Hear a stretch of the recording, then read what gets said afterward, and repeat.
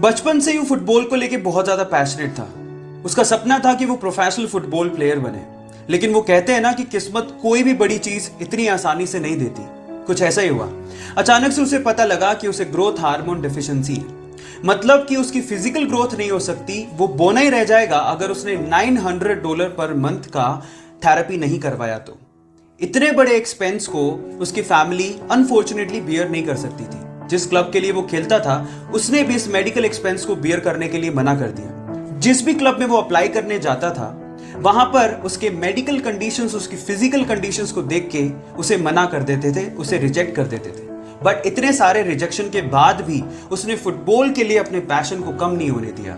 Finally किस्मत के दरवाजे खुले और एक बहुत बड़े football club, Barcelona football club ने उसे इनवाइट किया और कहा कि अगर वो उसके टेस्ट सेशन को पास कर लेता है तो उसके मेडिकल एक्सपेंसेस को वो क्लब बियर करेगा।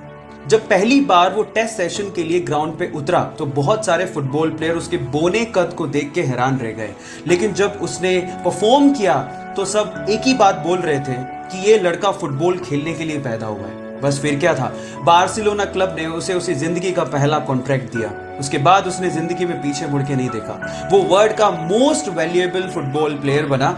इसके अलावा वो हाईएस्ट पेड फुटबॉल प्लेयर भी बना। उसका नाम है लियोनेल मेसी।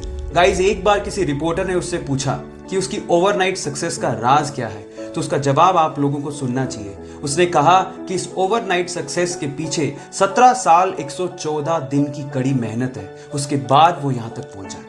सो गाइज, इसीलिए कहते हैं कि सक्सेस ओवरनाइट नहीं मिलती। उसके लिए आपको कड़ी मेहनत, बहुत ज्यादा हार्डवर्क, पैशन के साथ करना पड़ता है, पेशेंस रखने पड़ते हैं। और अगर आप में वो पेशेंस हैं तो आप भी रिकॉर्ड तोड़ ही दोगे। So guys, stay motivated, focus it.